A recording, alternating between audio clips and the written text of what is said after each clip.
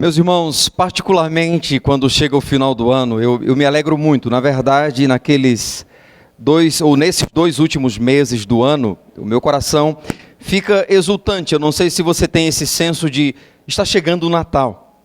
Essa celebração que tem-se todo final de ano, Natal, virada de ano, enche o nosso coração. Essas duas festividades, então, estão em destaques em dezembro, que é o Natal e a virada de ano, e essa primeira tem sido motivo de grande controvérsia, mesmo entre os cristãos, que é o Natal. É lícito ao cristão comemorar o Natal?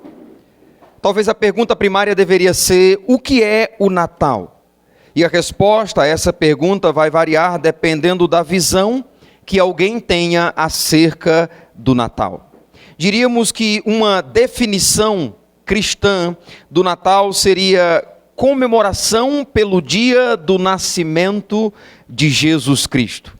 Essa definição, entretanto, que parece ser tão simples, tem sido rejeitada mesmo por cristãos.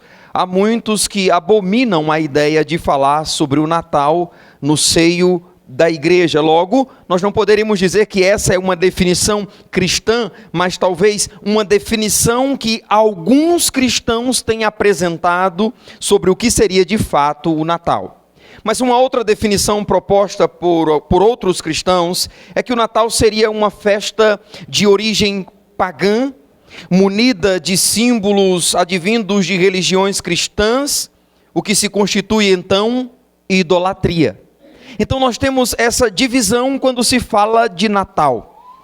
Nós temos o Natal como sendo um símbolo cristão, que é uma referência ao nascimento de Cristo Jesus, o Messias, o qual deve ser celebrado, deve ser anunciado. E por outro lado, nós temos cristãos dizendo, na verdade, quando a igreja celebra o Natal, tem-se o estabelecimento de uma idolatria, porque isso não é possível, não deve ser aceitável, posto que a origem do Natal remonta a religiões cristãs ou religiões pagãs antigas e nada tem a ver com o cristianismo propriamente dito. Então, diante dessas definições, nós temos opiniões divididas.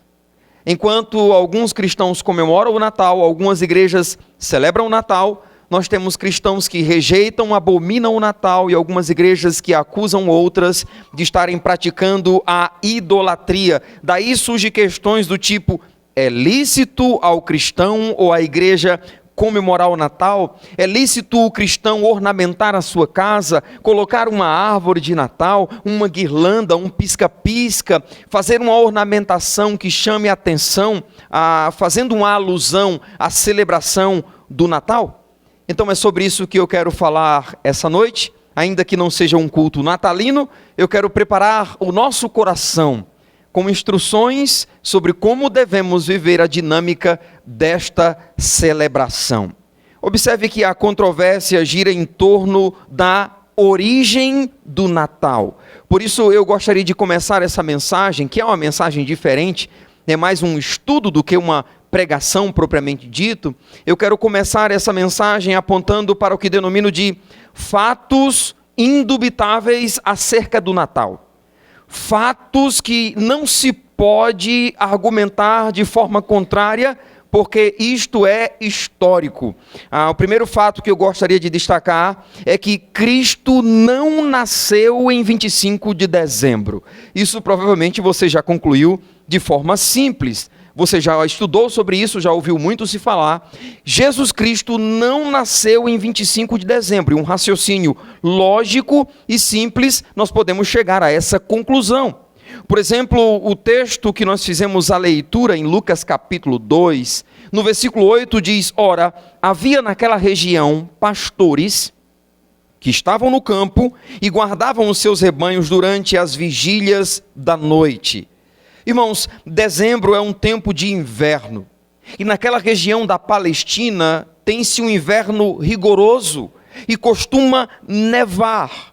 Naquela região, as primeiras chuvas costumam chegar em meados de outubro, início de novembro, e tem-se então um inverno rigoroso, e neste período os pastores, pois, recolhem suas ovelhas, porque não há condições de elas estarem no pasto e nem eles estarem ao relento diante do inverno rigoroso que se tem naquele contexto. Logo, nesse período em que os anjos ministram aos pastores, anunciam o nascimento de Jesus, não poderia ser nesse período de dezembro, porque tínhamos provavelmente a morte daqueles animais que não suportariam o frio intenso e rigoroso.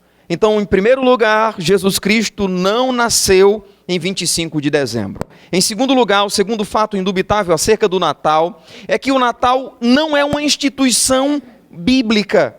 Isto é, não houve uma instituição da parte de Deus para a celebração do Natal, como houve, por exemplo, nas festas, a festa dos pães asmos, a festa das colheitas, a festa da Páscoa, a festa dos tabernáculos. Sim, temos instituição para o povo de Deus, os judeus, mas o Natal não tem uma instituição estabelecida para a sua celebração.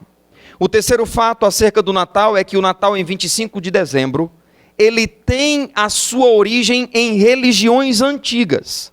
Novamente, isso é histórico.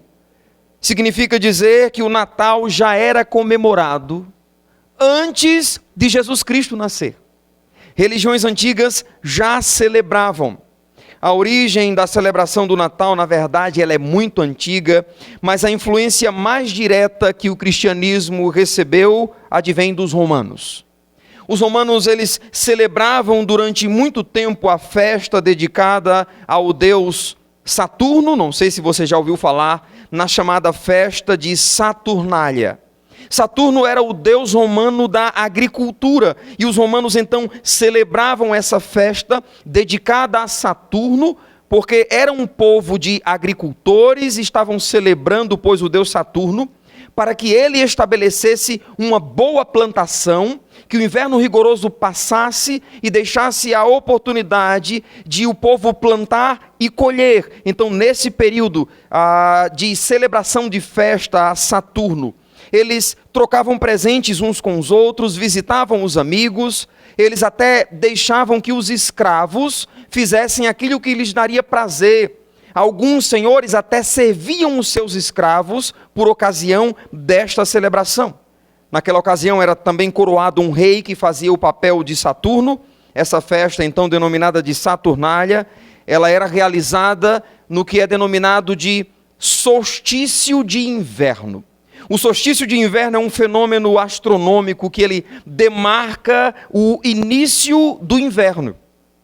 O termo solstício é uma junção de duas palavras em latim, sol e sistere, que literalmente significa permanecer, ficar imóvel, não se deslocar. O solstício é o dia em que o sol desloca-se o máximo possível da linha do Equador, então demarcando o início do inverno para o hemisfério norte e o início do verão no hemisfério sul. E de forma coincidente, hoje, pouco depois da 1h da manhã, tivemos o solstício. Hoje é o dia de solstício. Começou o verão no hemisfério sul, e então começou o inverno no hemisfério norte. O solstício de inverno traz então o menor dia do ano no hemisfério norte e o dia mais longo no hemisfério sul. Isso aqui, claro, em termos de luz solar. Daí a ideia de solstício. É como que ele ficasse parado, como ele fosse detido e então estendesse a luz solar por um período mais alongado do que os demais dias do ano. O solstício de inverno era, pois, uma data muito importante para as economias agrícolas do Império Romano, e o povo daquele império era um povo de agricultores. Eles faziam tudo para agradar os deuses e então pedir que o inverno fosse mais brando e que no fim dele o sol ressuscitasse, trazendo então a primavera. Então, como Saturno estava relacionado com a agricultura, é fácil perceber o endeusamento, é fácil perceber a idolatria desse contexto, pedindo amenizar do inverno para que pudessem produzir. Agora, naquele contexto também havia outros cultos, como é o caso de Apolo, que era considerado e chamado de sol invencível. Também havia o culto ao deus chamado Mitra, da festa chamada mitraísmo, que era o deus, ou considerado o deus sol, o protetor do Império Romano. Ali era celebrado nos dias 24 e 25 de dezembro, uma festa que correspondia ao nascimento dessa divindade, não um deus, a deusa Mitra, que ela era então a protetora de todo o império. No ano de 273, o imperador Aureliano, ele estabeleceu o dia do nascimento do sol como sendo 25 de dezembro.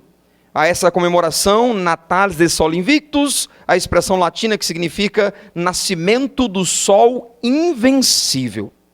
Então, feitas essas considerações, irmãos, eu quero apontar para algo que comumente é desconsiderado pelos cristãos, ou por muitos cristãos, que abominam a celebração do Natal por causa desses 3 fatos indubitáveis que nós apresentamos aqui.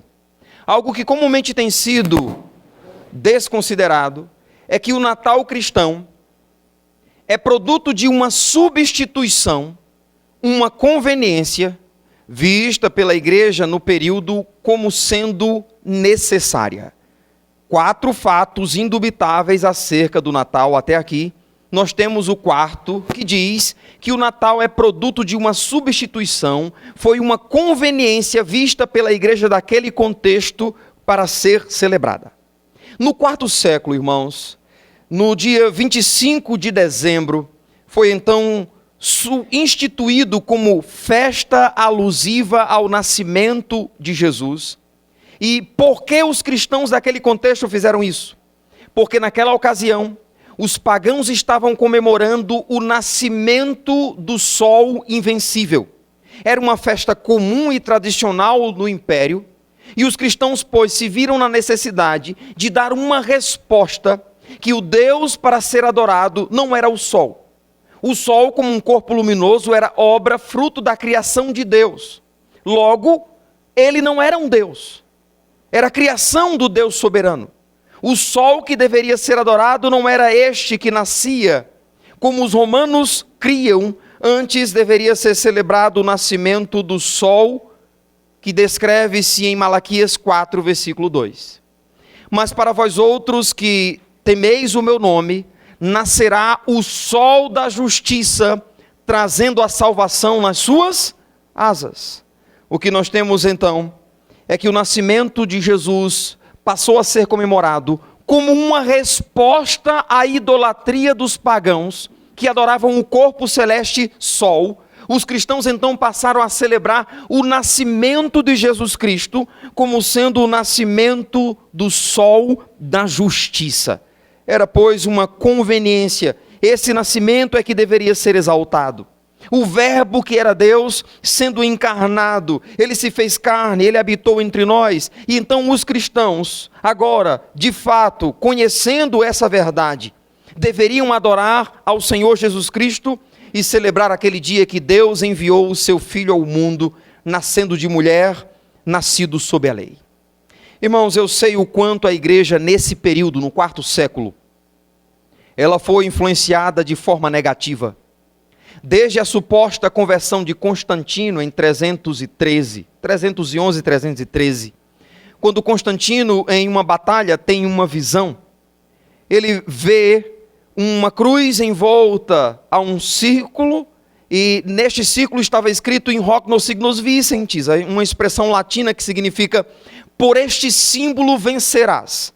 Ele entendeu que o Deus cristão estava chamando-o, e então ele teria tido uma suposta conversão, suposta porque o fruto que se seguiu na vida de Constantino não parece condizer com o que de fato é conversão. E muito do que é pagão, naquele contexto, adentra no seio do cristianismo. Assim, se tem algo indubitável ao falar desse assunto, é que a igreja, pelo menos a estatal, aquela que foi tornada como primeira, aquela que foi tornada como religião oficial do Império Romano, ela foi influenciada sobremodo em aspectos negativos. E eu não posso desconsiderar isso. Entretanto, irmãos, de lá para cá, a celebração em 25 de dezembro permanece. Pelo que creio, eu e você não haveremos de mudar.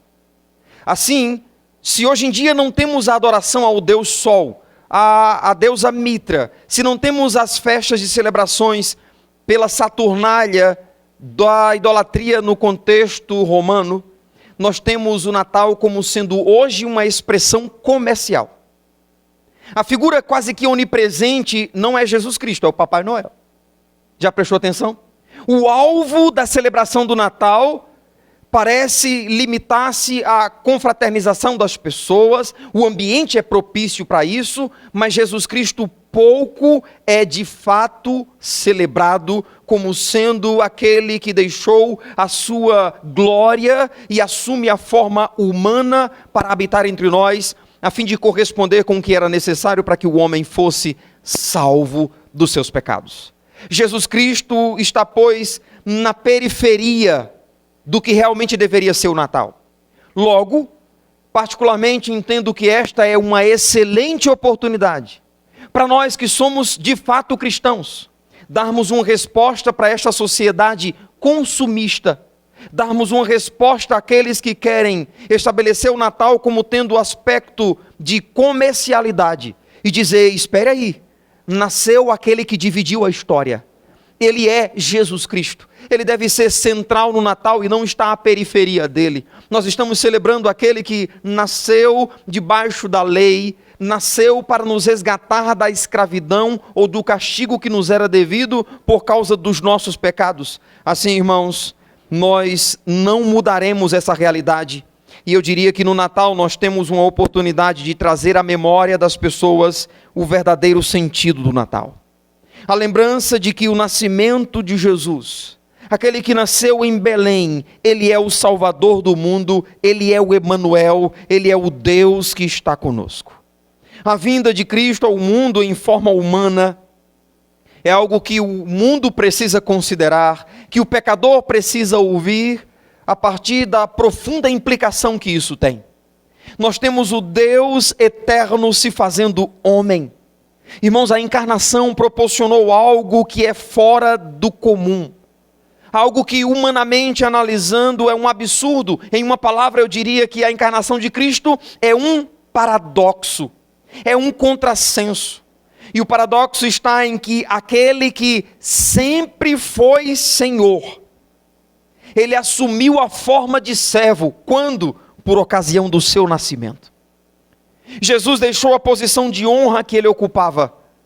Deixou o louvor de anjos para ouvir zombarias de vis pecadores. O que significa dizer também que ao se encarnar, ele assumiu uma posição limitada.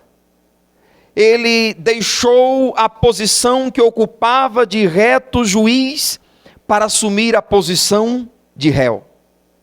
Acrescente a isso o fato de ele ter sido declarado culpado, apesar de nenhuma culpa poder ter sido comprovada. O próprio Pilatos disse, não vejo nele culpa alguma. Mas o reto juiz foi julgado e considerado culpado, foi condenado. Em Gálatas 3, versículo 13, é dito que aquele que é bendito se fez maldito. Porque estava escrito, maldito todo aquele que for pendurado em um madeiro, e ele o foi. Ele levou sobre si os nossos pecados. O apóstolo Paulo diz que ele se fez maldição para nos resgatar da maldição da lei. E por fim, irmãos, aquele que é o Criador da vida, experimentou a morte. No discurso do apóstolo Pedro, ele se dirige aos seus ouvintes em Atos capítulo 3, versículo 15, dizendo, matastes o autor da vida. João diz, a vida estava nele, sem ele nada do que foi feito se fez. Aquele que é o autor da vida, ele experimentou a morte. Então, olhando para as palavras do apóstolo Paulo, nós entendemos o propósito quando ele diz que o amor de Cristo nos deixa constrangidos, julgando nós isto, que se um morreu por todos, logo todos morreram.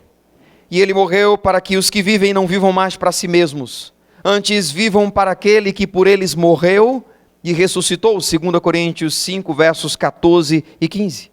Assim, irmãos, Jesus nasceu. Ele sofreu, ele morreu por mim e por você.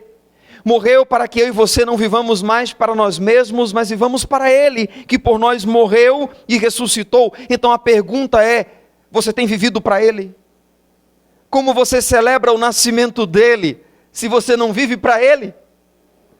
Certa vez, 2 mulheres estavam tomando uma refeição numa lanchonete. Então o garçom chegou e disse: em que posso servi-las hoje? Uma delas disse: hoje nós queremos algo especial, porque eu estou comemorando o nascimento do meu filho. Então o garçom olhou para um lado: mas cadê o seu filho? Não, se ele estivesse aqui não tinha como a gente comemorar, não. Ela estava comemorando o nascimento do seu filho, mas na ausência dele. Como alguém pode celebrar o Natal se Cristo é ausente da sua vida? Para tais pessoas, de fato, o Natal se resume a uma festa comercial, a uma celebração de confraternização que nada tem a ver com a adoração a Cristo, com a glória sendo dada a Deus por enviar o seu Filho ao mundo, mas simplesmente limitando-se ao âmbito de relacionamentos interpessoais. O Natal vai muito além disso. Todo o processo teve início com o seu nascimento. É disso que devemos lembrar no Natal. Enquanto as pessoas estabelecem um Natal meramente comercial, nós queremos informar sobre a importância de Jesus e da sua vinda a este mundo, da salvação que ele veio nos trazer. Gálatas 4:4, Paulo disse: havendo entrado a plenitude dos tempos, Deus enviou o seu Filho, nascido de mulher, nascido sob a lei. Ele veio para nos resgatar da maldição que nos era devida por causa dos nossos pecados contra Deus. Assim, o Natal tem grande significado para nós que conhecemos o Senhor. Agora, passar para a segunda parte do estudo. E nessa segunda parte do estudo eu queria destacar os símbolos do Natal. Isso porque corremos o risco de imitarmos as pessoas do mundo e fazermos uma ornamentação em nossa casa, mas desprovida de significado e desconsiderada a oportunidade de apresentar Cristo aos nossos filhos, aos nossos vizinhos, às pessoas que frequentam a nossa casa. Ficarmos somente no âmbito da ornamentação. Então há muitos cristãos que não conhecem o significado implícito dos símbolos que a festa de Natal traduz. O primeiro símbolo a destacar, você já ouviu muito falar e já tem na sua casa também, é a árvore de Natal. Por que você tem uma árvore de Natal em sua casa? O que é que ela significa? Deixe-me destacar a origem reclamada por cristãos que rejeitam o Natal. Aqueles que rejeitam o Natal dizem que nós temos no estabelecimento da árvore de Natal uma celebração oriunda de um sistema corrupto chamado de Babilônia. Está vendo aqui Babel? Nós temos Nimrod. Esse camarada Nimrod, ele é neto de Cã, filho de Noé. E o nome Nimrod se deriva da palavra marad, que significa rebeldia contra Deus. Em Gênesis 10, versículo 9, diz que Marad, ou Nimrod, ele foi poderoso caçador contra Deus. No texto de Gênesis 10, diz que ele criou a instituição de ajuntamentos, as cidades. Diz que ele construiu a Torre de Babel, a Babilônia original, como tendo um quádruplo desafio contra Deus.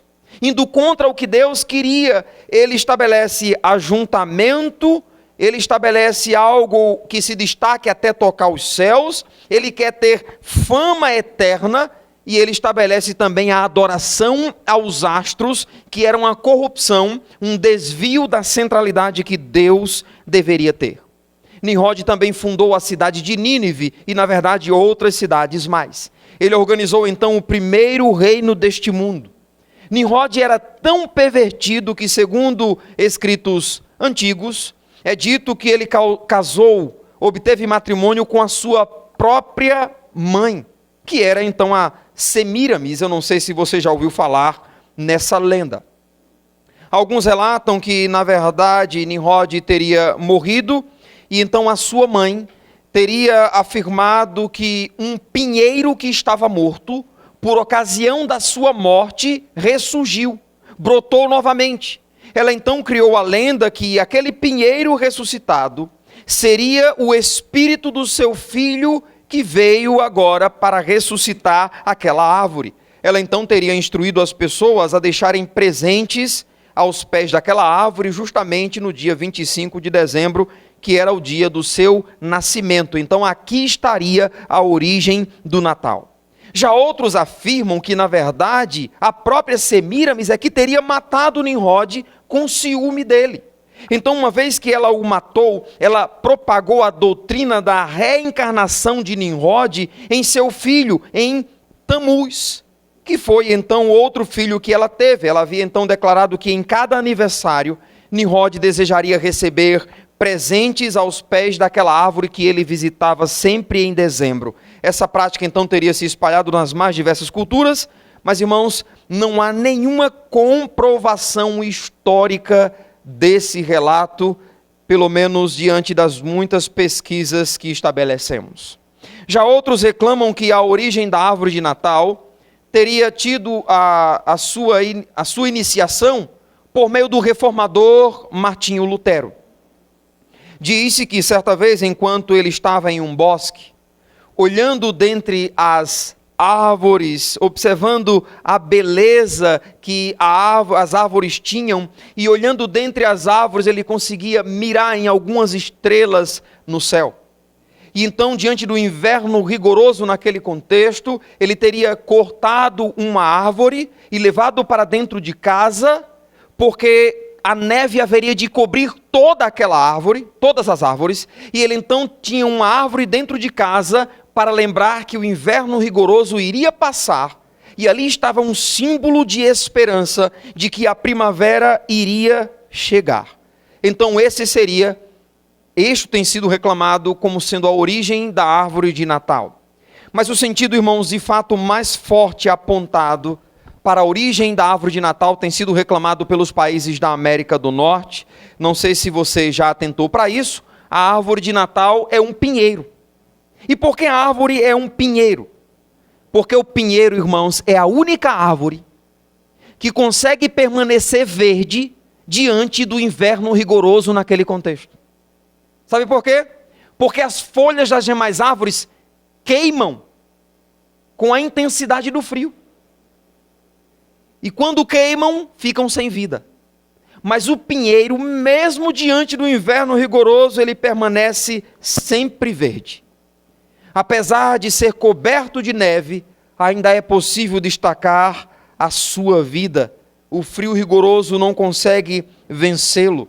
Então o verde do pinheiro aponta para a esperança de que o inverno vai passar, de que o inverno não é capaz de destruir tudo, e a árvore dentro de casa seria um meio de contemplar essa esperança, enquanto o verde some lá fora, coberto pela neve. Dentro de casa as famílias poderiam avistar o verde e ter esperança de que o inverno rigoroso iria passar.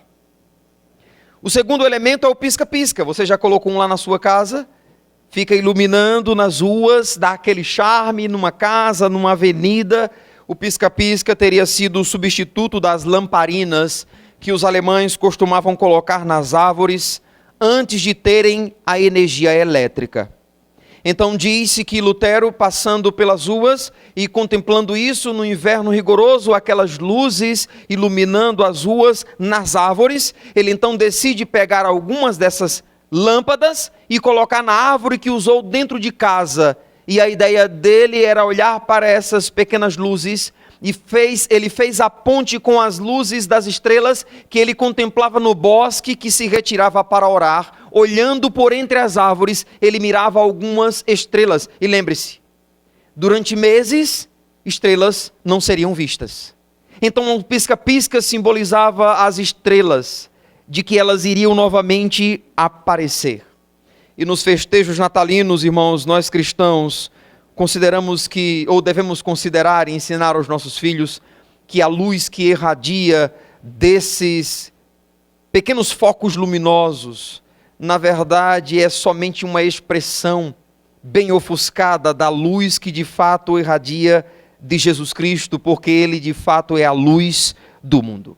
Já a guirlanda, esse aqui, a guirlanda que você talvez já colocou lá na sua casa, é uma coroa verde adornada com fitas e bolas coloridas. A guirlanda é feita de uma planta que é denominada de azevinho. Essa planta, ela é originária da Inglaterra, ela costuma crescer em áreas em que tem muita chuva, tem umidade, mas o inverno não é tão rigoroso. E as suas folhas parecem como sendo um couro fino. Elas têm algumas pontas espinhosas e as suas folhas crescem no galho com bolinhas vermelhas. Está vendo aqui? Essa é a planta denominada de azevinho.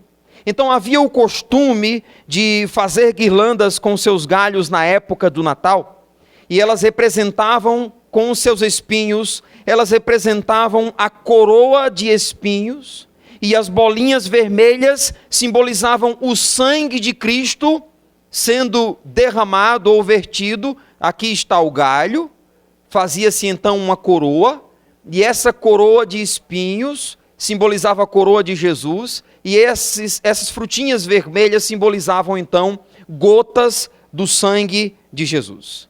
Já essa flor, que é bem conhecida, ela é chamada de flor de bico de papagaio.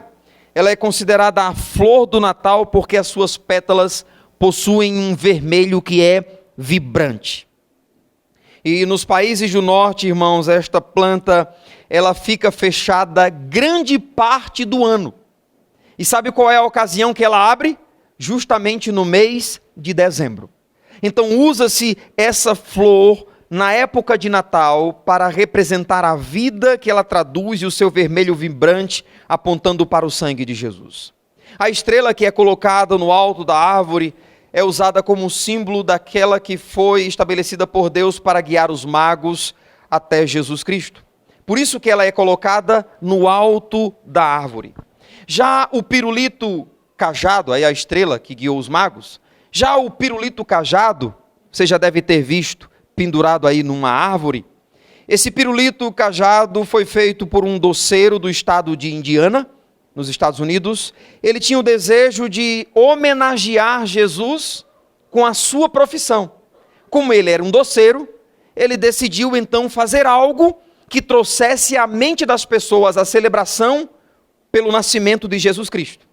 Então ele começou com um doce duro e não mastigável, mostrando a firmeza do alicerce que nós temos em Jesus Cristo. Mara, vem cá. Chamar aqui a minha esposa. Eu estava passando numa loja e vi isso aqui. Isso eu vou levar para dar de presente a alguns irmãos para eles lembrarem. Distribuo para algumas pessoas, certo? Não dá para todo mundo não, mas dá para deixar de lembrança para alguns.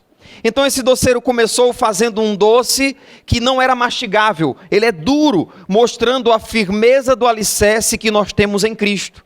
Ele é a nossa fortaleza, Jesus Cristo é a nossa rocha. Em segundo lugar, ele fez branco para significar a pureza de Jesus Cristo. Em terceiro lugar, o homem colocou uma lista vermelha grossa para representar o sangue de Jesus. Em quarto lugar, as listras finas são para lembrar os ferimentos dos açoites no corpo de Jesus Cristo. Então esse pirulito cajado possui uma listra grossa e outra listra fina, certo? A listra grossa, então, representando o sangue de Jesus, e as listras finas, os açoites que Jesus sofreu. Em quinto lugar, ele o formou como um cajado, porque Jesus é o bom? Ele é o bom pastor. Em sexto lugar, virando o cajado, o que é que nós temos? A letra J. J de quem? Letra J de Jesus. E o sabor desse doce, irmãos? Ele fez de hortelã, que é uma essência medicinal que representa o fato de que Jesus levou sobre si as nossas enfermidades. Irmãos, devidamente considerados cada um desses elementos, nós temos uma excelente proposta evangelística. Não é só colocar árvore em casa. Não é só colocar uma guirlanda lá. Principalmente você que tem crianças em casa. É uma oportunidade para imprimir na mente das crianças. Vai montando a árvore e dizendo: isso aqui significa isso, isso aqui significa isso, isso aqui significa isso. Seria o semelhante à celebração da Páscoa, quando os filhos dos judeus perguntavam: que festa é essa? E eles então aproveitavam para discorrer o que era a celebração da Páscoa. Nós deveríamos fazer isso em nossas casas. Quando o David era pequeno, nós fizemos isso com ele. Montamos a árvore e então ensinamos cada um dos elementos: a flor, o bico de papagaio, o pirulito cajado, a guirlanda, tudo que estava ali estabelecido nós usamos de forma didática para ensinar. É convidar as crianças e apresentar o significado de cada um desses símbolos. Particularmente eu entendo o desconhecimento de nossa parte sobre o Natal. É que nós não vivemos um inverno rigoroso. Nós não temos ideia do que é um inverno rigoroso. Aqui é quente, a gente não sabe como é depressivo, como é ficar enclausurado, impedido de se locomover, ter que abastecer a casa de alimento, porque vai chegar um tempo que não dá para sair. A ideia é que há um anseio para que o inverno passe e a primavera brote, porque traz consigo vida.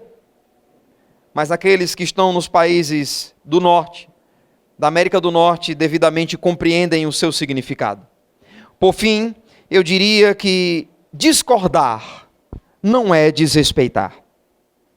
Caso você pense o contrário acerca do Natal, você tem liberdade. Liberdade para não aceitar árvore, liberdade para não aceitar culto de Natal, para nem vir à igreja. Você tem liberdade. A fé que tem para ti, é o que Paulo escreve aos Romanos. Mas eu diria, quando você parte para o desrespeito, para dizer que eu estou idolatrando, porque eu tenho uma árvore de Natal, você passou para julgar, porque essa não é a ideia. Nada tem a ver com Nimrod isso aqui. Nada tem a ver com a deusa Semíramis, tem a ver com Saturno, tem a ver com o nascimento do sol da justiça. Nós sim, que conhecemos o Senhor e a sua palavra, podemos desejar às pessoas Feliz Natal. Porque para nós que conhecemos o Senhor, sabemos que nasceu o sol da justiça e sabemos qual é o verdadeiro sentido do Natal. E é isso que nós vamos celebrar nesta quarta-feira, que você é o nosso convidado.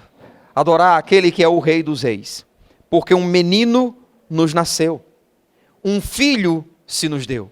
Por todos nós, uma criança nasceu, um filho nos foi dado, e o seu nome será Maravilhoso Conselheiro, Deus Forte, Pai da Eternidade, Pai Eterno Poderoso, Príncipe da Paz.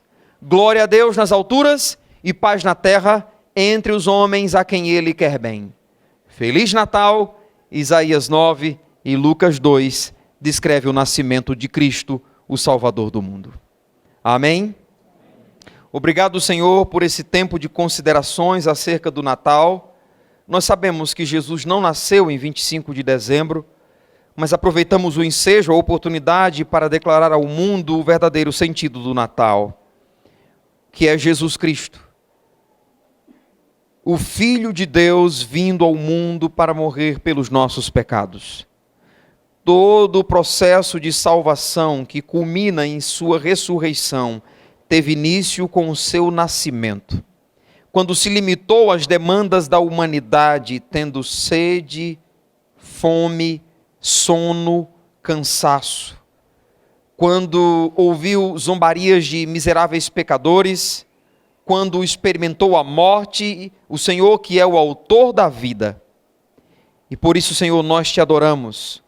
E então aproveitamos esta oportunidade de, durante este mês, agradecermos a Deus por este presente, que havendo entrado a plenitude dos tempos, Deus enviou o seu Filho, nascido de mulher, nascido sob a lei.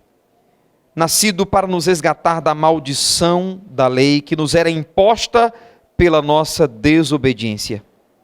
Obrigado, Senhor, por ter aberto os nossos olhos e verdadeiramente compreendermos o sentido do Natal. Nós oramos agradecidos, ó Deus, em nome de Jesus. Amém. Nós estamos